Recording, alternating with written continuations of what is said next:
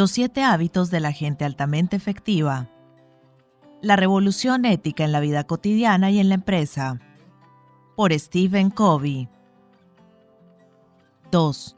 Victoria privada. Primer hábito. Sea proactivo. Principios de la visión personal. Escuchando nuestro lenguaje. Dado que nuestras actitudes y conductas fluyen de nuestros paradigmas, si las examinamos utilizando la autoconciencia, a menudo descubrimos en ellas la naturaleza de nuestros mapas subyacentes. Nuestro lenguaje, por ejemplo, es un indicador muy fiel del grado en que nos vemos como personas proactivas. El lenguaje de las personas reactivas las absuelve de responsabilidad. Ese soy yo soy así. Eso es todo. Estoy determinado, no puedo hacer nada al respecto. Me vuelvo loco. No soy responsable. Mi vida emocional es gobernada por algo que está fuera de mi control. No puedo hacerlo, no tengo tiempo. Me controla algo que está fuera de mí, el tiempo limitado. Si mi esposa fuera más paciente, la conducta de algún otro está limitando mi efectividad. Tengo que hacerlo. Las circunstancias u otras personas me fuerzan a hacer lo que hago. No tengo la libertad de elegir mis propias acciones. Ese lenguaje deriva un paradigma básico determinista, y en su espíritu está transferir la responsabilidad. No soy responsable, no puedo elegir mi respuesta. Lenguaje reactivo. No puedo hacer nada. Lenguaje proactivo. Examinemos nuestras alternativas. Lenguaje reactivo. Yo soy así. Lenguaje proactivo. Puedo optar por un enfoque distinto. Lenguaje reactivo. Me vuelve loco. Lenguaje proactivo. Controlo mis sentimientos. Lenguaje reactivo. No lo permitirán. Lenguaje proactivo. Puedo elaborar una exposición efectiva. Lenguaje reactivo. Tengo que hacer eso. Lenguaje proactivo. Elegir una respuesta adecuada. Lenguaje reactivo. No puedo. Lenguaje proactivo. Elijo. Lenguaje reactivo. Debo. Lenguaje proactivo. Prefiero. Lenguaje reactivo. Sí. Lenguaje proactivo. Pase lo que pase. Una vez me preguntó un estudiante, ¿me da permiso para faltar a clase? Tengo que viajar con el equipo de tenis. ¿Tienes que ir o has elegido ir? Le pregunté. Realmente tengo que hacerlo, exclamó. ¿Qué ocurrirá si no lo haces? Me sacarían del equipo. ¿Te gustaría eso? Claro que no. En otras palabras, tú eliges ir porque así te lo ordena la consecuencia de seguir en el equipo. ¿Qué sucederá si pierdes mi clase? No lo sé. Piensa, ¿cuáles crees que serían las consecuencias naturales de que faltaras a clase? Usted no va a echarme, ¿no es así? Esa sería una consecuencia social. Sería artificial. Si tú no acompañas al equipo de tenis, no juegas. Eso es natural. Pero si no asistieses a clase, ¿cuál sería la consecuencia natural? Supongo que no aprenderé. Exacto, de modo que tienes que sopesar esa consecuencia y la otra consecuencia, y elegir. Sé que si yo estuviera en tu caso, optaría por ir con el equipo, pero no digas nunca que tienes que hacer algo. Entonces elijo irme con el equipo, respondió humildemente. ¿Y mi clase? Objeté a mi vez con burlona incredulidad. Un serio problema del lenguaje reactivo es que se convierte en una profecía de autocumplimiento. Refuerza el paradigma de que estamos determinados y genera pruebas en apoyo de esa creencia. La gente se siente cada vez más impotente y privada de su autocontrol, alejada de su vida y de su destino. Culpa a fuerzas externas, a otras personas, a las circunstancias, incluso a los astros, de su propia situación. En un seminario en el que yo hablaba sobre el concepto de proactividad, un hombre dijo: Stephen, me gusta lo que dice, pero las situaciones difieren entre sí. Por ejemplo, mi matrimonio. Estoy realmente preocupado. A mi esposa y a mí ya no nos unen los antiguos sentimientos. Supongo que ya no la amo y que ella ya no me ama a mí. ¿Qué puedo hacer? ¿Ya no sienten nada el uno por el otro?, pregunté. Así es, y tenemos 3 hijos que realmente nos preocupan. ¿Usted qué sugiere? Ámela, le contesté. Pero le digo que ese sentimiento ya no existe entre nosotros. Ámela. ¿No entiende? El amor ha desaparecido. Entonces, ámela. Si el sentimiento ha desaparecido, esa es una buena razón para amarla. Pero, ¿cómo amar cuando uno no ama? Amar, querido amigo, es un verbo. El amor, el sentimiento, es el fruto de amar, el verbo. De modo que ámela, sírvala, sacrifíquese por ella, escúchela, comparta sus sentimientos, apréciela, apóyela. ¿Está dispuesto a hacerlo? En la gran literatura de todas las sociedades progresistas se habla de amar, del verbo. Las personas reactivas hablan del sentimiento. Ellas se mueven por sentimientos. Hollywood, por lo general, nos convence de que no somos responsables, de que somos un producto de nuestros sentimientos. Pero los guiones de Hollywood no describen la realidad. Si nuestros sentimientos controlan nuestras acciones, ello se debe a que hemos renunciado a nuestra responsabilidad y que permitimos que los sentimientos nos gobiernen. Las personas proactivas hacen hincapié en el verbo amar. Amar es algo que se hace, los sacrificios que se hacen, la entrega de uno mismo, como una madre que pone un recién nacido en el mundo.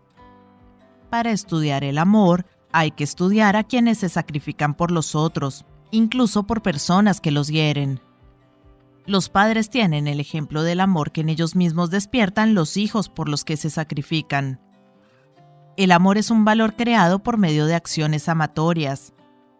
Las personas proactivas subordinan los sentimientos a los valores.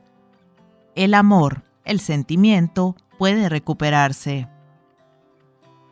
Círculo de preocupación, círculo de influencia. Otro modo excelente de tomar más conciencia de nuestro propio grado de proactividad consiste en examinar en qué invertimos nuestro tiempo y nuestra energía. Cada uno de nosotros tiene una amplia gama de preocupaciones: la salud, los hijos, los problemas del trabajo, la deuda pública, la guerra nuclear.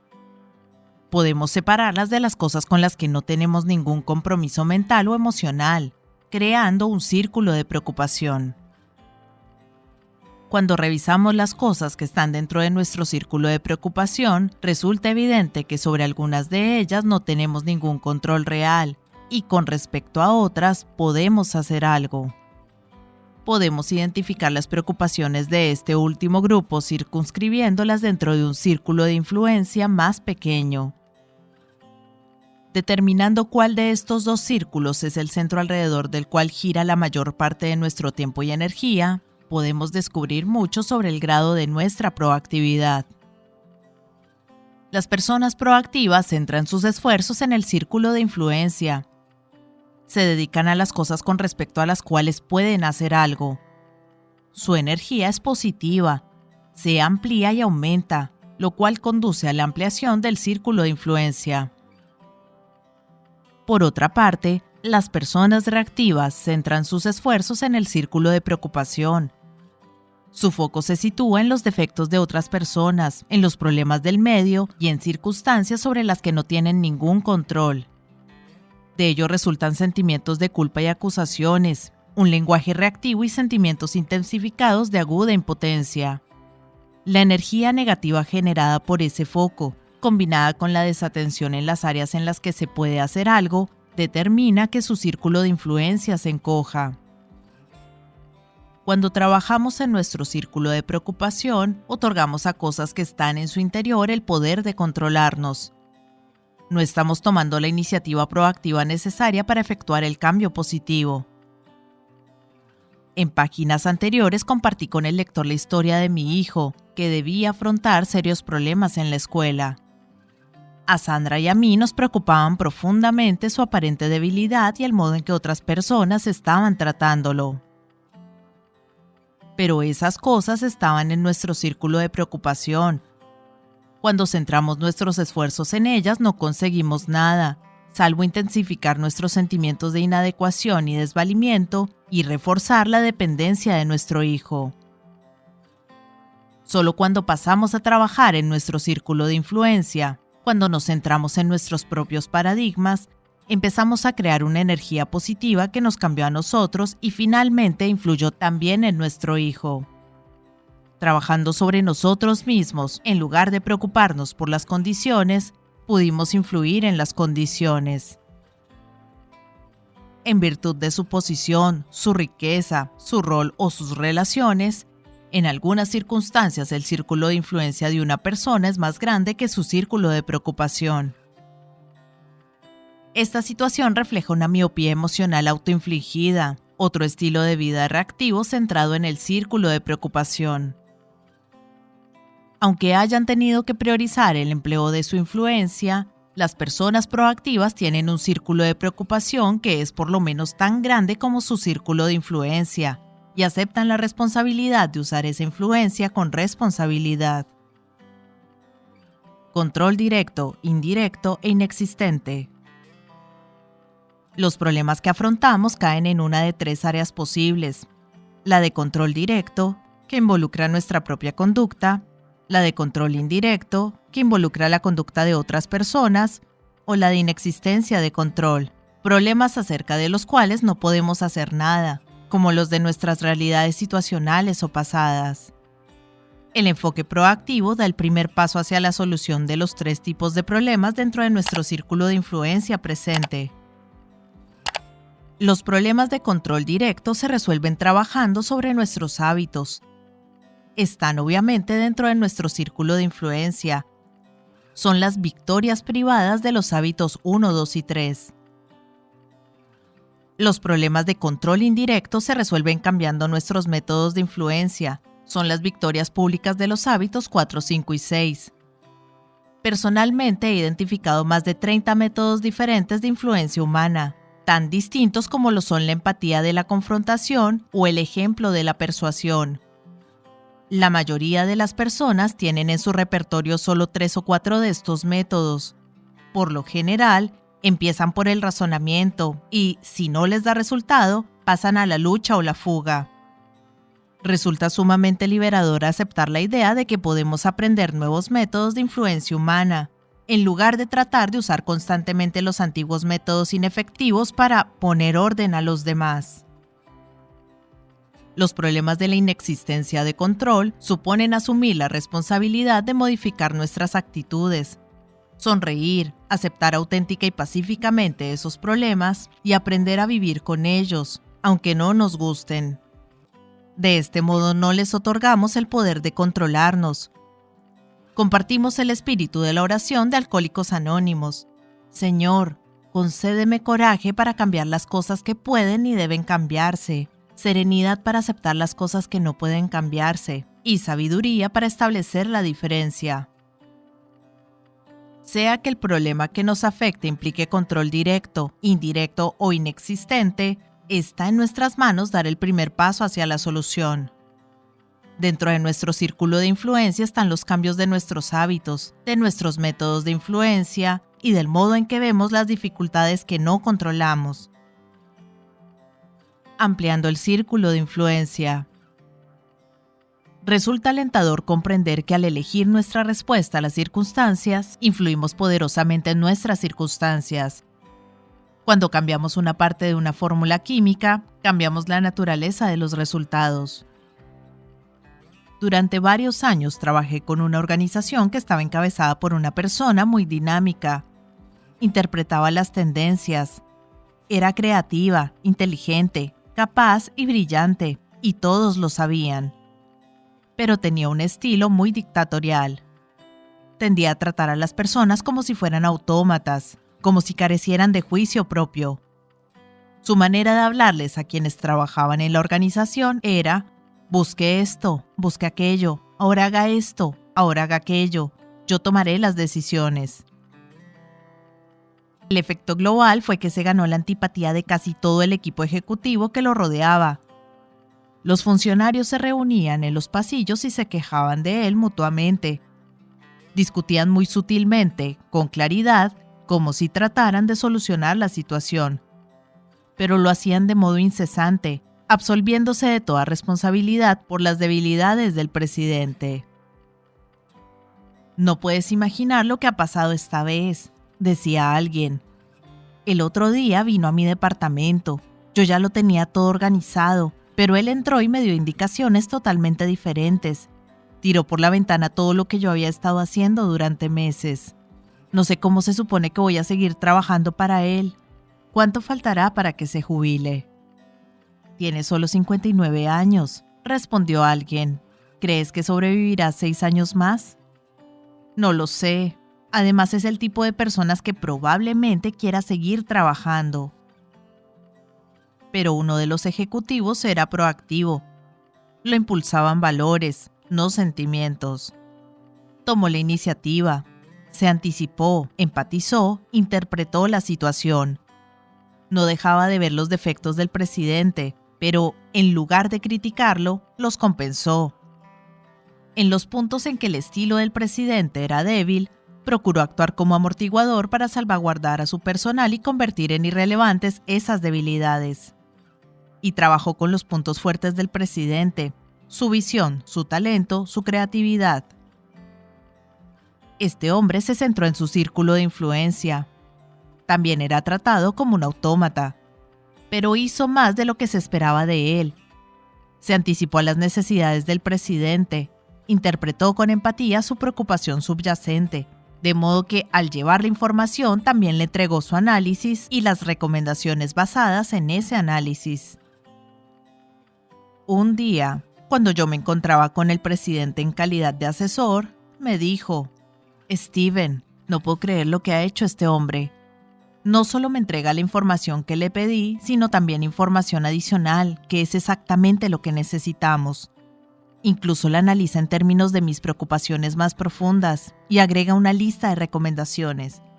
Las recomendaciones son coherentes con el análisis y el análisis coherente con los datos. Una persona notable. Qué alivio no tener que preocuparme por ese sector de la empresa. Y en la reunión siguiente, siguió diciéndoles: busque esto, busque aquello, a todos los ejecutivos, salvo a uno. A ese hombre le preguntó: ¿cuál es su opinión? El círculo de influencia de este último había crecido.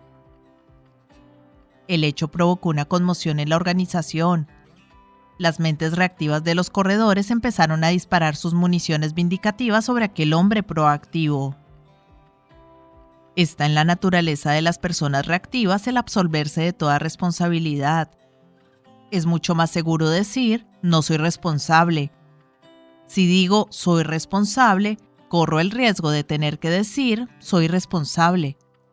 Tal vez me resulte difícil admitir que tengo el poder de elegir mi respuesta y que la respuesta que he elegido me lleva a sumarme a un ambiente negativo, conflictivo, en especial si durante años me he absuelto de toda responsabilidad por los resultados apelando a las flaquezas de algún otro. De modo que esos ejecutivos se centraron en la consecución de más información, más municiones, más pruebas a favor de la idea de que no eran responsables. Pero este hombre del que hablo también fue proactivo respecto de ellos. Poco a poco, también fue creciendo su círculo de influencia en esa área. Siguió expandiéndose hasta que finalmente nadie, ni siquiera el presidente, adoptó una medida significativa para la organización sin que este ejecutivo participara y la aprobara de algún modo. Pero el presidente no se sentía amenazado, porque la fuerza de aquel hombre complementaba su propia fuerza y compensaba sus debilidades. De ese modo, él contaba con la fuerza de 2 personas trabajando en equipo. El éxito de aquel hombre no dependía de las circunstancias. Muchos otros estaban en la misma situación. La diferencia residía en la respuesta que eligió, en el hecho de que se hubiera concentrado en su círculo de influencia. Algunas personas creen que proactivo significa arrogante, agresivo o insensible. No se trata de eso en absoluto. Las personas proactivas no son arrogantes. Son listas, se mueven por valores, interpretan la realidad y saben lo que se necesita. Pensemos en Gandhi. Mientras que sus acusadores estaban en las cámaras legislativas criticándolo porque no se unía a su círculo de retórica condenatoria del Imperio Británico por el sometimiento del pueblo indio, Gandhi expandía su círculo de influencia entre los campesinos, silenciosa, lenta e imperceptiblemente. Una ola de apoyo, confianza y fe le seguía en los campos. Aunque no tenía ningún cargo ni posición política, por medio del ayuno y la persuasión moral, finalmente puso a Inglaterra de rodillas, quebrando la dominación política impuesta a 300 millones de personas con el poder de su círculo de influencia enormemente ampliado. Los tener y los ser. Un modo de determinar cuál es nuestro círculo de preocupación consiste en distinguir los tener y los ser. El círculo de preocupación está lleno de tener. Me sentiré contento cuando tenga casa propia. Si tuviera un jefe que no fuera tan dictador. Si tuviera una esposa más paciente. Si tuviera un hijo más obediente. Si ya tuviera mi título. Si tuviera más tiempo para mí. El círculo de influencia está lleno de ser. Puedo ser más paciente, ser sensato, ser cariñoso. El foco está en el carácter. Siempre que pensemos que el problema está allí afuera, este pensamiento es el problema. Otorgamos a lo que está ahí afuera el poder de controlarnos. El paradigma del cambio es entonces de afuera hacia adentro. Lo que está afuera tiene que cambiar antes que cambiemos nosotros. El enfoque proactivo consiste en cambiar de adentro hacia afuera, ser distinto y de esta manera provocar un cambio positivo en lo que está allá afuera. Puedo ser más ingenioso, más diligente, más creativo, más cooperativo. Uno de mis relatos favoritos aparece en el Antiguo Testamento y constituye una parte fundamental de la trama de la tradición judeo-cristiana. Es la historia de José, vendido como esclavo en Egipto por sus hermanos a la edad de 17 años. Podemos imaginar lo fácil que le hubiera resultado consumirse en la autocompasión como siervo de Putifar, obsesionarse con las maldades de sus hermanos y sus nuevos amos, y con todo lo que no tenía.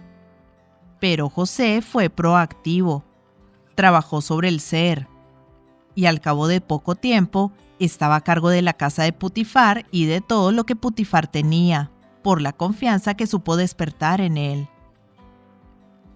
Llegó el día en que José cayó en una situación difícil y se negó a comprometer su integridad.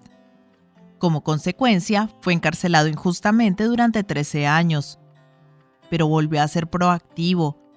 Trabajó en el círculo interior, en el ser y no en el tener, y pronto estuvo a cargo de la administración de la cárcel y finalmente de toda la nación egipcia, solamente subordinado al faraón. Sé que esta idea constituye para muchas personas un cambio dramático de paradigma, pero es mucho más fácil culpar a los otros, al condicionamiento o a las condiciones por nuestra propia situación de estancamiento. Pero somos responsables, tenemos habilidad de respuesta, de controlar nuestras vidas y de influir poderosamente en nuestras circunstancias trabajando sobre el ser, sobre lo que somos. Si tengo un problema en mi matrimonio, ¿qué es lo que gano mencionando continuamente los pecados de mi esposa? Al decir que no soy responsable, hago de mí una víctima impotente. Me inmovilizo en una situación negativa. También reduzco mi capacidad para influir en ella. Mi actitud de regañar, acusar y criticar simplemente hacen que ella se sienta ratificada en sus propias flaquezas. Mi capacidad para influir positivamente en la situación se va desvaneciendo y desaparece. Si realmente quiero mejorar la situación, puedo trabajar en lo único sobre lo que tengo control, yo mismo. Puedo dejar de pretender poner en orden a mi esposa y trabajar sobre mis propios defectos. Puedo centrarme en ser un gran esposo, una fuente de amor y apoyo incondicionales. Con suerte, mi esposa sentirá el poder del ejemplo proactivo y responderá con la misma moneda. Pero lo haga o no, el modo más positivo en que yo puedo influir en mi situación consiste en trabajar sobre mí mismo, sobre mi ser. Hay muchos otros modos de trabajar en el círculo de influencia. Ser un mejor oyente, un esposo más afectuoso, un mejor estudiante, un empleado más cooperativo y dedicado. A veces lo más proactivo a nuestro alcance es ser feliz, sonreír auténticamente. La felicidad, como la desdicha, es una elección proactiva. Hay cosas, como el clima, que nunca estarán de nuestro círculo de influencia. Pero una persona proactiva puede llevar dentro de sí su propio clima psíquico y social. Podemos ser felices y aceptar lo que está más allá de nuestro control, mientras centramos nuestros esfuerzos en las cosas que podemos controlar. La otra punta del palo. Antes de cambiar totalmente el rumbo de nuestra vida, llevándolo al círculo de influencia, tenemos que considerar dos cosas de nuestro círculo de preocupación que merecen una consideración más profunda: las consecuencias y los errores. Si bien somos libres para elegir nuestras acciones, no lo somos para elegir las consecuencias de esas acciones. Las consecuencias son gobernadas por leyes naturales. Están fuera del círculo de influencia, en el círculo de preocupación. Podemos elegir pararnos en medio de la vía cuando el tren avanza velozmente hacia nosotros, pero no podemos decidir qué sucederá cuando el tren nos atropelle. Podemos optar ser deshonestos en nuestros tratos comerciales. Si bien las consecuencias sociales de esa conducta dependerán mucho de que nos descubran o no, las consecuencias naturales para nuestro carácter básico serán un resultado determinado. Nuestra conducta es gobernada por principios.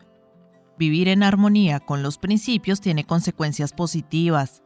Violarlos determina consecuencias negativas.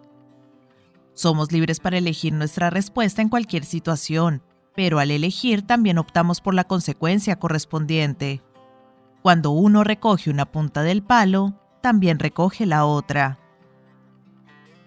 Sin duda, en la vida de todos hay momentos en los que recogemos lo que más tarde nos parece un palo equivocado. Nuestras elecciones tienen consecuencias que preferiríamos no padecer. Si pudiéramos elegir nuevamente, lo haríamos de otro modo. A esas elecciones las llamamos errores, y son la segunda cosa que merece una consideración más profunda.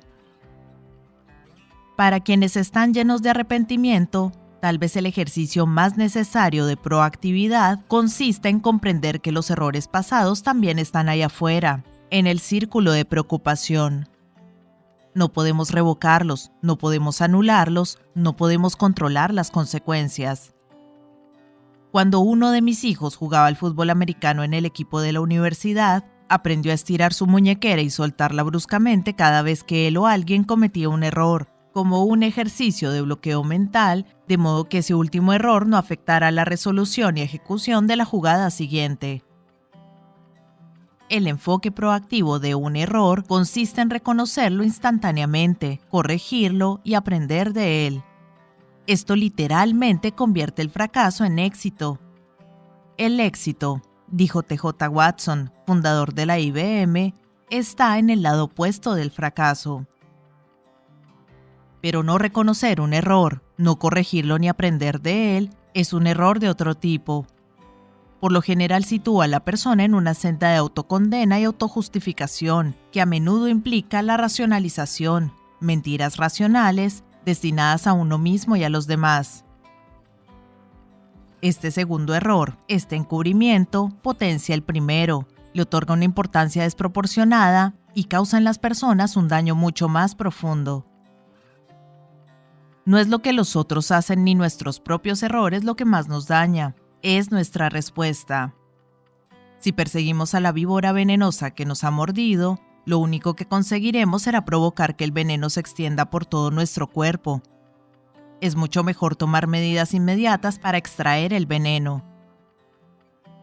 Nuestra respuesta a cualquier error afecta a la calidad del momento siguiente. Es importante admitir y corregir de inmediato nuestros errores para que no tengan poder sobre el momento siguiente, y hará que volvamos a tener el poder. Comprometerse y mantener los compromisos. En el corazón mismo del círculo de influencia se encuentra nuestra aptitud para comprometernos y prometer, y para mantener compromisos y promesas. Los compromisos con nosotros mismos y con los demás, y la integridad con que los mantenemos son la esencia de nuestra proactividad. Allí también reside la esencia de nuestro crecimiento. Gracias a las dotes humanas de la autoconciencia y la conciencia moral, advertimos áreas de debilidad, áreas que hay que mejorar, áreas de talento que pueden desarrollarse, áreas que hay que cambiar o eliminar de nuestras vidas. Cuando reconocemos y utilizamos nuestra imaginación y nuestra voluntad independiente para actuar sobre la base de esas percepciones, haciendo promesas, estableciendo metas y siendo fieles, adquirimos la fuerza de carácter, el ser, que hace posible todas las otras cosas positivas de nuestras vidas. En este punto encontramos dos modos de tomar de inmediato el control de nuestras vidas. Podemos hacer una promesa y mantenerla, o establecer una meta y trabajar para alcanzarla. Al comprometernos y mantener nuestros compromisos, empezamos a establecer una integridad que nos proporciona la conciencia del autocontrol y el coraje y la fuerza de aceptar más responsabilidad por nuestras propias vidas. Al hacer y mantener promesas a nosotros mismos y a otros, poco a poco nuestro honor pasa a ser más importante que nuestros estados de ánimo. El poder de comprometernos con nosotros mismos y de mantener esos compromisos es la esencia del desarrollo de los hábitos básicos de la efectividad. El conocimiento, la capacidad y el deseo están dentro de nuestro control. Podemos trabajar sobre cualquiera de esos tres elementos para mejorar el equilibrio entre los tres. Al ampliarse el área de intersección, internalizamos más profundamente los principios en que se basan los hábitos y adquirimos fuerza de carácter para avanzar de modo equilibrado hacia una progresiva efectividad en nuestras vidas. Proactividad, el test de los 30 días. No es necesario que pasemos por la experiencia de Frank en el campo de concentración para reconocer y desarrollar nuestra propia proactividad. Es en los acontecimientos ordinarios de la vida cotidiana cuando desarrollamos la capacidad proactiva para hacer frente a las extraordinarias presiones de la vida. Así nos comprometemos y mantenemos los compromisos. Así resolvemos un atasco de tráfico. Así respondemos a un cliente encolerizado o a un chico desobediente. Así vemos nuestros problemas y es allí donde concentramos nuestras energías. Es el lenguaje que usamos. Desafío al lector a que ponga a prueba el principio de la proactividad durante 30 días. Simplemente inténtelo y vea qué sucede. Durante 30 días trabaje solo en su círculo de influencia. Plantéese pequeños compromisos y manténgalos. Sea una luz, no un juez. Sea un modelo, no un crítico. Ensaye el principio en su matrimonio, en su familia, en su empleo. No aduzca defectos de otras personas. No aduzca sus propias debilidades. Cuando cometa un error, admítalo, corríjalo y aprenda de él, inmediatamente. No culpe ni acuse. Trabaje sobre las cosas que controla. Trabaje sobre usted, sobre el ser. Vea las debilidades de los otros con compasión, no acusadoramente. La cuestión no reside en lo que ellos hacen o deberían hacer, sino en su propia respuesta a la situación y en lo que debe hacer usted. Si empieza a pensar que el problema está allí afuera, deténgase. Ese pensamiento es el problema. Las personas que ejercitan día tras día su libertad embrionaria la van ampliando poco a poco. Las personas que no lo hacen la ven debilitarse hasta que dejan de vivir y literalmente son vividas. Actúan según los guiones escritos por los padres, los compañeros, la sociedad. Somos responsables de nuestra propia efectividad, de nuestra felicidad y, en última instancia, diría que de la mayor parte de nuestras circunstancias. Samuel Johnson observó: la fuente de la alegría debe brotar en la mente, y quien conozca tan poco la naturaleza humana como para buscar la felicidad en cualquier cosa que no sea su propia disposición, malgastará su vida en esfuerzos infructuosos y multiplicará las aflicciones que se propone suprimir. Saber que somos responsables, con habilidad de respuesta, es fundamental para la efectividad y para todos los demás hábitos de efectividad que vamos a considerar. Sugerencias prácticas. 1. Durante un día, preste atención a su lenguaje y al lenguaje de las personas que lo rodean. ¿Con cuánta frecuencia usa y escucha frases reactivas como sí, no puedo, debo o tengo que? 2. Identifique una experiencia que tal vez deba afrontar en un futuro inmediato y en la que, sobre la base de su experiencia pasada, es probable que se comporte reactivamente. Pase revista a la situación en el contexto de su círculo de influencia. ¿Cómo puede responder proactivamente? Tómese algunos minutos y cree vívidamente la experiencia en su mente. Véase respondiendo de manera proactiva. Recuerde la brecha que existe entre estímulo y respuesta. Comprométase consigo mismo a ejercer su libertad de elegir. 3. Escoja un problema de su vida laboral o personal que le resulte frustrante. Determine si se trata de un problema de control directo, de control indirecto o de control inexistente. Identifique el primer paso que puede dar en su círculo de influencia para resolverlo y dé ese paso. 4. Ensaya el test de proactividad de los 30 días. Tome conciencia del cambio en su círculo de influencia.